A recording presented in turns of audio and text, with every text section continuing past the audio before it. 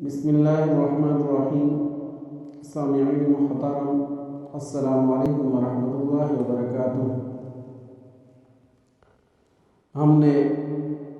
مخارج شروع کیے تھے تو اس میں سے ہم نے 12 مخرج پڑھ لیے ہیں اور آج ہم پڑھیں گے 13واں مخرج۔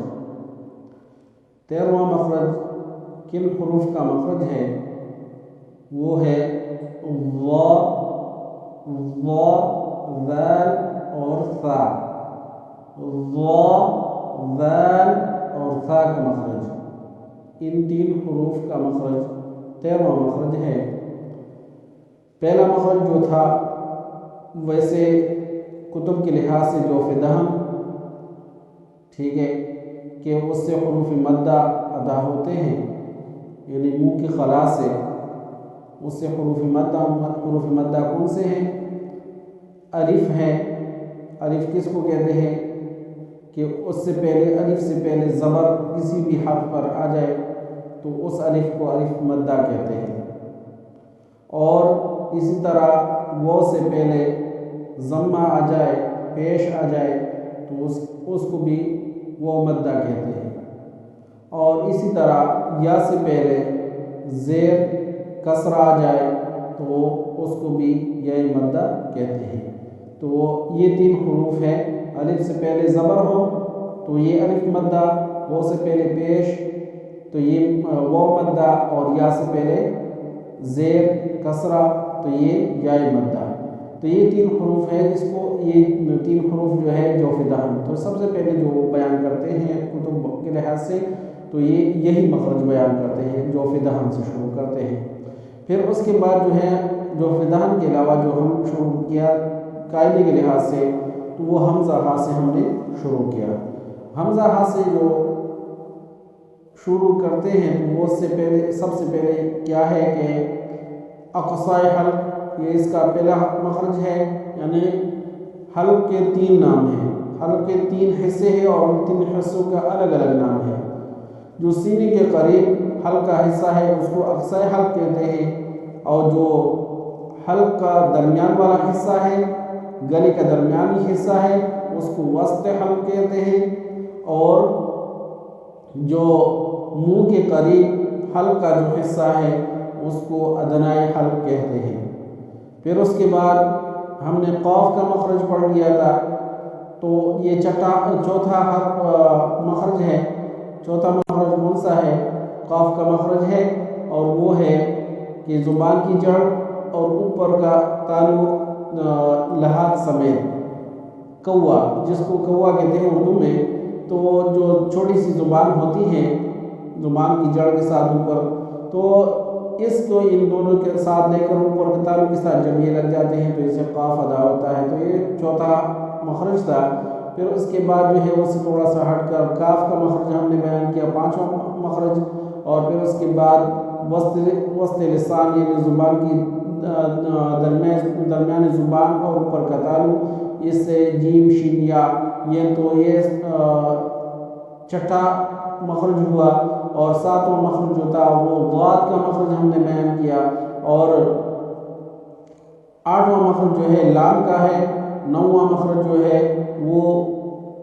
نون کا مخرج تھا، اور 10واں مخرج جو ہے وہ را کا مخرج، ٹھیک ہے۔ تو را کا مخرج، پھر اس کے بعد جو ہے طا دال تا کا مخرج، تو یہ تقریباً اس لحاظ سے تو یہ 11 بنتے ہیں، یہ 11واں مخرج ہے، لیکن اس لحاظ سے جو کتب کے لحاظ سے ہے یہ 12واں مخرج، ٹھیک ہے۔ وہ جوف دہن اگر پہلے شمار کر لے تو اقصائے حلق دوسرا مخرج بنتا ہے، تو اس لحاظ سے یہ 12واں مخرج ہے، اور جو قاعدے کے لحاظ سے جس طرح ہم نے شروع کیا تھا تو اس لحاظ سے جو ہے یہ ہے 11واں مخرج، ٹھیک ہے۔ تو قاعدے کے لحاظ سے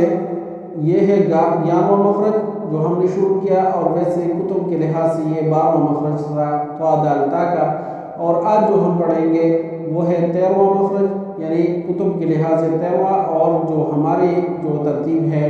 قاعدے کے لحاظ سے حمزہ حاصل جو ہم نے شروع کیا تھا تو اس اعتبار سے یہ ہے 12واں مخرج۔ تو 12واں مخرج کا کیا ہے، یعنی 13واں مخرج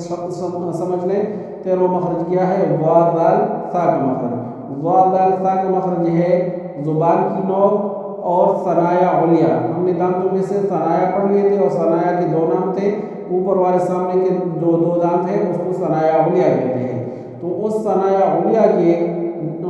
علیہ کی نوک جب زبان کی نوک ثنایا علیہ کی نوک سے لگے تو اس سے وا ذال ثا، وا ذال ثا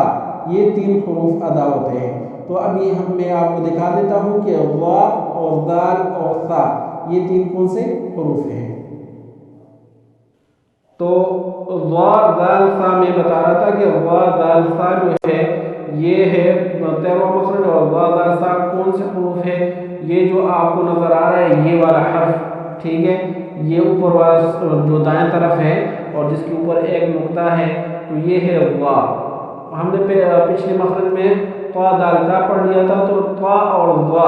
ان میں کیا فرق ہے کہ طا کے اوپر نقطہ نہیں ہوتا اور وا کے اوپر جیسے کہ یہاں پر ہم نقطہ ڈال دیا تو یہ ہے کیا ہے، یہ وا ہے، ٹھیک ہے۔ تو یہ پہلے وا ہے اور پھر اس کے بعد جو اس طرف آپ کو نظر آ رہا ہے بائیں طرف اس سے، تو اس کے اوپر بھی ایک نقطہ ہے، تو یہ دال سے الگ اس اعتبار سے دال تا میں ہم نے دال پڑھ لیا تھا وہاں پر نقطہ نہیں ڈالا تھا، تو اس اعتبار سے یہ اس سے الگ ہے کہ اس کے اوپر کیا ہے،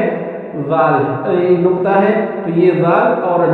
نقطہ نہ ہو تو یہ دال بن جائے گا۔ تو ٹھیک ہے، تو یہ بائیں طرف جو آپ کو نظر آ رہا ہے یہ والا حرف تو یہ ہے ذال، ذال یہ بھی زبان کی نوک اور ثنایا علیہ کی نوک سے یہ ادا ہوتا ہے۔ اسی طرح جو اس سے نیچے والے یہ جو آپ کو نظر آ رہے ہیں اس کے اوپر 3 نقطے ہیں، ٹھیک ہے، ان دونوں سے جو نیچے ہیں یہ ان کے اوپر کیا ہے، 3 نقطے ہیں، اور یہ 3 نقطے اس کے دانت نہیں ہے، تو اس اعتبار سے یہ ثا ہے۔ جب اس کی 3 دانت بن جائے جس طرح کہ وہ سین کا بنتے ہیں تو اس اعتبار سے پھر وہ شین بن جائے گا، لیکن اس کی 3 دانت نہیں بلکہ یہ صافی ہے، تو آپ کو سمجھ بھی آ رہا ہے۔ تو یہ ہے کیا ہے، یہ ثا ہے، تو یہ تین حروف ہیں جو 13 مخرج سے یہ ادا ہوتے ہیں، ٹھیک ہے۔ تو میں جو بتا رہا تھا کہ وا ذال ثا کا مخرج جو ہے وہ 13واں مخرج ہے، اور جس طرح کہ میں نے آپ کو دکھا دیا کہ دائیں طرف جو تھا وہ وا ہے اور بائیں طرف اس کے سامنے والا وہ ہے ذال، اور پھر اس کے نیچے جو 3 نقطے جس کے اوپر تھے یہ ہے ثا۔ تو یہ 3 حروف ہے، اور مجھے ایک ساتھی نے مشورہ دیا تھا کہ جس وقت آپ لکھتے ہیں تو اس وقت ہمیں سمجھ نہیں آتی کہ آپ کیا لکھ رہے ہیں، یعنی سامنے والے، تو انشاءاللہ ہم کوشش کریں گے کہ اس سے بھی بہتر بنا دیں، تو تاکہ آپ کو سمجھ آ جائے کہ سامنے آپ کو لکھائی سمجھ میں آئے کہ کیا لکھا ہوا ہے۔ لیکن اب تک تو اتنا ہی میں نے کر دیا کہ انشاءاللہ ہو سکتا ہے کہ آپ کو آسانی کے ساتھ سمجھ آ جائے۔ تو یہ ہے 13واں مخرج، تو اب تک کے لیے اتنا ہی کافی ہے۔ آپ حضرات سے گزارش ہے جن حضرات نے میرے اس چینل کو سبسکرائب نہیں کیا تو میرے چینل کو سبسکرائب کریں، لائک کریں اگر ویڈیو پسند آ جائے۔ اگر ویڈیو پسند آ گئی ہے تو آپ حضرات سے گزارش ہے کہ اس کو لائک بھی کریں اور شیئر بھی کریں اور بیل آئیکن کے بٹن کو دبا دیں تاکہ آپ تک ہماری ہر ویڈیو پہنچتی رہے۔ وآخر دعوانا الحمدللہ رب العالمین۔